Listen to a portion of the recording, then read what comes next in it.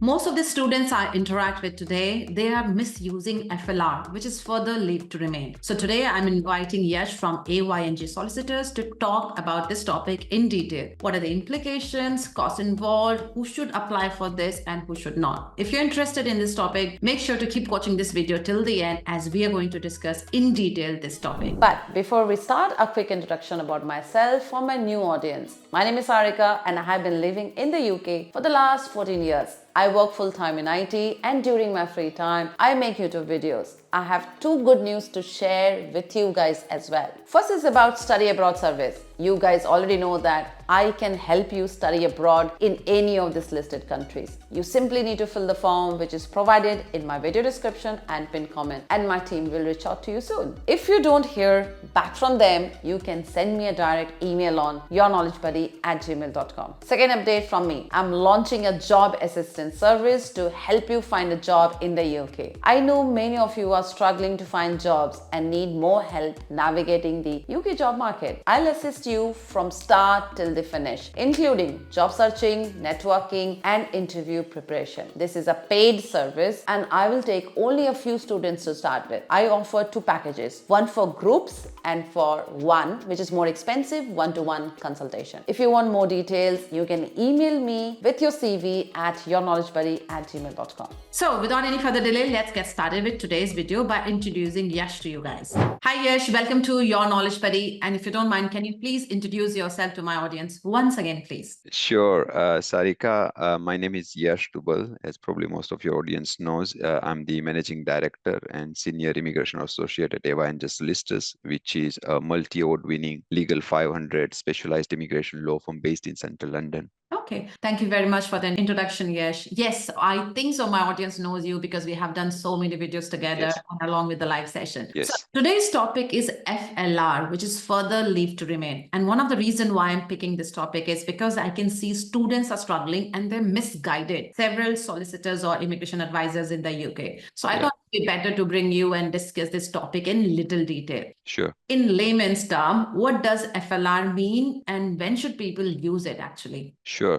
So FLR is a very wider term. It's called further leave to remain, right? So that's just short form of FLR. It's various forms of applications you can use. So FLRM, which is based on marriage. FLRO is further leave to remain based on other category. I think so. What you are focusing on right now is the application that's being used is FLRO, which is further leave to remain in other category by various students. So that's what I think you are focusing especially for this topic. But of course, FLR is it's a very wider term. Yeah. That can be based on marriage. It can be based on other category. It can be based on long residency as well. And there are a lot of other categories. But I think the focus of this topic is probably other category, I guess. Yeah. So I know, Yash, your team is handling a lot of FLR applications already. As you know, most of the immigrants who watch my video, most of them are students, especially they are struggling here in the UK. Yes.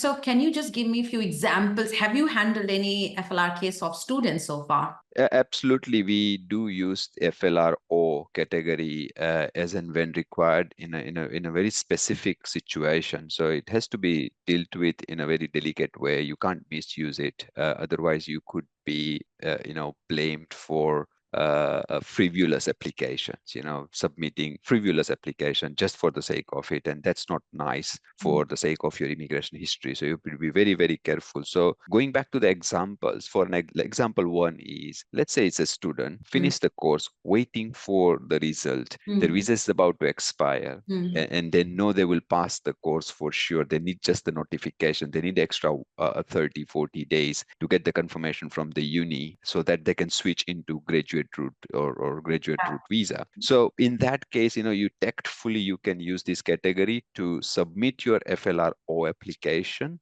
means other category, before your visa expires. That means your previous status will continue under Section 3C of the immigration rules. So that means you will have a valid stay in the UK, continuous lawful residence, which you can then switch as soon as you get the notification from the uni to switch into graduate route visa. So that's one example. Other example is same. Again, someone is waiting for the certificate of sponsorship from the employer. They know they will get it 100%, but their visa is expiring soon. They can't get the COS before the visa expires. In that specific case, case, they can also use this FLR, but it has to be dealt with in a very delicate way. You can't simply just submit for the sake of staying in the UK. This application requires like other category. It's like outside immigration rules mainly. If it's outside immigration rule, you submit FLRO application. The reason you are staying here because you don't have CUS, or the reason you don't have the results from the uni, it's not a very good reason for Home Office to grant you the application. So technically, these applications are more likely to fail, right? Bearing that in mind, that's the outcome. But what the plan and strategy is to switch this application as soon as you can before you get the decision on this application. So that's how strategically you can use this FLR application. Yeah, I have so many questions already based Yeah. on Yes. So first example where you said, student is waiting for the result and their visa is about to expire. So how many days in advance do you suggest them to apply for FLR? I think preparation is the key. Last minute is never a good idea. I would suggest at least give yourself 3-4 weeks of preparation, preparing forms, preparing application. It must be submitted before your visa expires. It must be submitted. If you submit after that, you are an overstayer, right? Okay. So it must be submitted. So that's the preparation time, but can be submitted Okay. on or before the date of visa expire. Okay. And what kind of documents do they need for the preparation or submission? Really good question. So of course you need your identification, accommodation, where you are staying, any proof of funds. Bear in mind, Sarika, I mean, the type of application we are talking, it's more likely to fail. So there isn't any hard and fast document requirement. There isn't any specified evidence as if like for other point-based system application. It's more of being a truthful to the Home Office that this is the exact reason why am I submitting this FLRO application, knowing it's more likely to fail. You just submit your ID, your relevant document of accommodation, your finances, if there is anything, and any supporting document why you are submitting this application. So there isn't a huge amount of documents you need to submit, just a very logical approach to it when it comes to document. Okay. So Yash, another question which comes to my mind is if you're saying this is going to fail, most scenarios of FLR. Yes. Do they have an impact when they move to, say, graduate visa? This example, student applying for FLR because they're waiting for the result of dissertation, and now that FLR, which is likely to fail, and they have to move to graduate visa. What if they don't get a result of dissertation, and what if their FLR decision they have already got now, it's already failed, and they want to move to graduate visa? What's kind of impact on the graduate visa if they're switching after failed FLR? Good question. So if they have their FLR failed, right?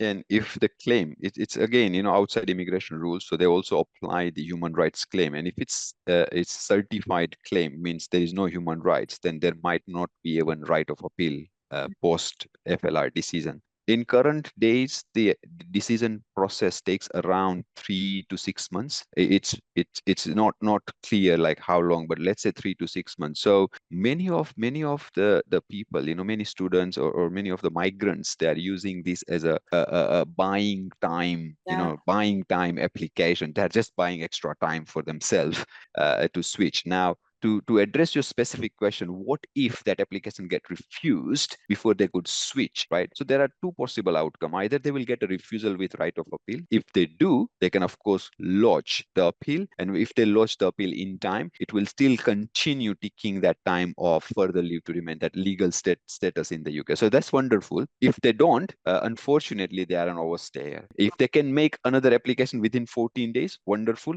If not, they will remain as an overstayer. My best advice for them is to leave the UK in good time, not to make their immigration history more bad. That's my advice to them. Yeah, so never ever try to appeal and do another FLR on top of one failed FLR. That's what's No, they're definitely not. So after FLR failed, doing another FLR, bear in mind you are an overstayer, and it will make it worst. Only worst. You can't do FLR and then again if it fails another FLR. No, never. No, that's not a good idea. Yes, I know already many students are doing that because they're struggling to even find a job, sponsorship, or they want to do another study. So I know many students are taking. So I hope this video is going to help those students who are trying to misuse FLR. They should stop it right away. Yeah. Yes. So Yash, do you know if any kind of compliance checks are done by the government if at all a student is submitting, say, say another FLR or FLR, will there be any kind of checks? Do they go and check with the university why the students are submitting one FLR or two FLR? Do they do any kind of checks or not? I mean, it's a very bureaucratic approach to this application. The government doesn't need to do any compliance check. When they receive the application, first thing first, they will check whether it's valid application or not. Yeah. Right. And then they invite the migrant for the biometrics. Once they submit the biometric, it get passed over to the case working unit. The caseworker will pick up and see if there are any merits for them to grant the application or not. The entire process here, what we are trying, I mean, the many lawyers as well as the other migrants, what they're trying to do, as I said earlier, they're just trying to buy that extra time because of the processing time it takes to process the application. If the application get processed based on the scenarios we are discussing on this video, it's more likely to fail, as I said. Yeah. It can only be approved if there are really, really good, compelling grounds for it to be approved. Otherwise, student buying extra time, waiting for result, waiting for COS, these are not the great reason to be approved. So it will fail. So Okay. that's where we are in terms of how to, use or not to use. Does the government have any compliance? No, they will just process the application very normally as if they would process any other application, and that's how it works. Okay. So Yash, I'm going to touch upon the second example which you mentioned about someone waiting for COS. Job offer is released, but COS is not yet been given to them, and their visa is about to expire. So that's a genuine case, you think? Yes, it's a genuine reason, really good genuine reason. And my advice and invitation to everyone who is listening, if they were to use this, just be honest and truthful why you are submitting this application. Honesty is the best policy. I mentioned this in a couple of other videos as well. But this is not the strong enough reason for FLRO to be granted. Yeah. If FLRO is being granted, is for 2.5 years. You get another 2.5 years of visa. Yeah. Now, this reason is not good enough for Home Office to grant you FLRO. So that's my professional view here. Thanks, Yash. I'll take a step back. Yeah. Imagine there's a student who comes to me saying, hey, there's a company who's willing to give me a visa. However, my visa is expiring in 1 month and they don't even have a license now. So today they are going to apply for a license, which I don't know will take some time. So in that case, the company is ready to give them an offer. Say a job offer is released, but they don't have a license to give them visa. In that case, can they apply for FLR or not? I mean, Sarika, you can apply FLRO whenever you want, however you want. Bear in mind the timing is the crucial piece here, right? How much time will it take for the employer to get the license, then to get the COS, to assign the COS, to then switch the application to skilled worker visa? It's very, very unpredictable. Everything is unpredictable, right? Getting license, sometimes you get the license if you use the super priority service in 15 days, right? And sometimes you don't get it for 3 months or 6 months even. That's the worst case scenario. Sometimes you get the COS just like that in 2 days. Sometimes you don't get it for even 6 months. So it's very unpredictable. I would say, look, if you don't try, you don't get. If you are prepared to take that chance, then take the chance. Bear in mind, FLR application may long last or stay pending for maybe 2 to 3 months or maybe 6 months, the best case scenario. If you are lucky, again, don't quote me on this number because I don't know how the FLR process is made. Sometimes Home Office can fast track this quickly as soon as you submit biometric and here is the decision, and then you go to move, right? So you can only pray and hope for the best.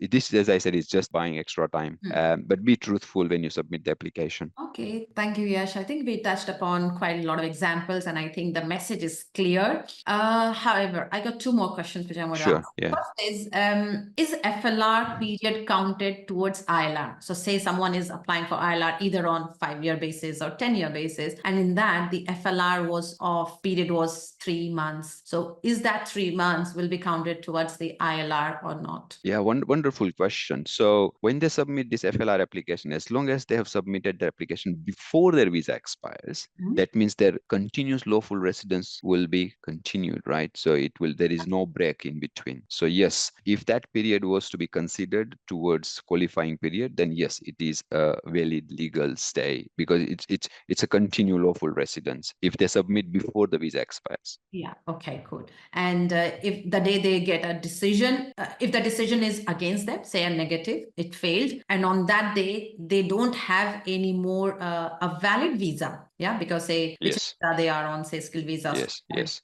Their visa has already expired. Yes. And you mentioned that you are given only 14 days to make Yes. Another application. Yes. yeah. So if within that 14 days they apply for another FLR, so Yeah. an FLR period waiting time will be 3 months plus 3 months another. So again, when they apply for ILR, so all the FLR duration is counted towards ILR, you were saying, because they have applied. It's really good question. I mean, what I would mean to say is like if they submit FLR in a hypothetical scenario that's been refused, Yeah. and by the time they get the decision, the visa has expired already. Yeah. That means their clock for lawful residence stops there, right? And then when you submit another application, whatever it might be, within 14 days, Home Office will accept the application as a valid application because there is a validity issue here, right? It will be accepted as a valid application if it's done within 14 days of that previous decision. And based on the merits of the next application, you will receive a decision whether it's positive or negative. If you get that decision as a positive, then you don't have any problem with your ILR because you submitted again within that 14 days period. But if it's negative, you are an overstayer simply for many months or many weeks. Oh, good. Thank you. Now I understand it better. Last question before I let you Sure. go.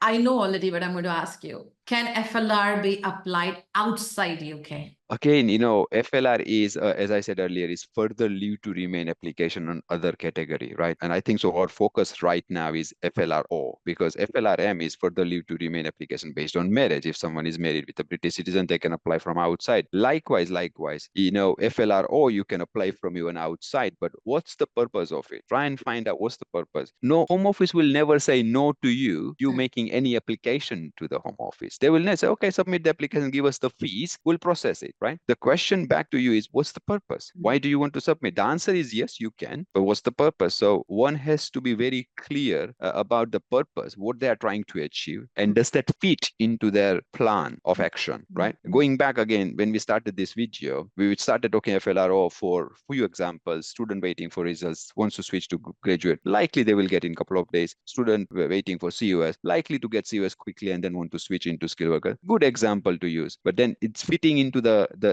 plan, so it's good idea. The rest of them, I don't know. Okay, thank you very much, Yash. Is there any final suggestion, tips for our audience before we wrap today's video? Absolutely, they should consider the cost when you submit FLRO application. It's intended for 2.5 years, so you have to pay IHS. It's upfront cost, which is £2,587.50 for 2.5 years as IHS fees. You have to invest. So yearly is £1,035 per year IHS, and then of course application fees, which is £1,048. Now, one important point for your audience is if you switch the application successfully, you get the IHS fees back refunded. You also get, when you switch the application, you also get one of the fees, which is the lower cost, refunded. So for an example, FLR application fees is £1,048. And let's say you are switching into skilled worker visa, which is £748. Then your £748 will be refunded. So you are ultimately paying for only one application, not much, but there is an investment to put into it if you submit FLR. So that's the cost consideration which I wanted to mention for your audience. Okay, thank you very much, Yash. This was really useful. And thanks for coming and sharing your knowledge with my audience. Pleasure. Thank you, Sarika. Thank you.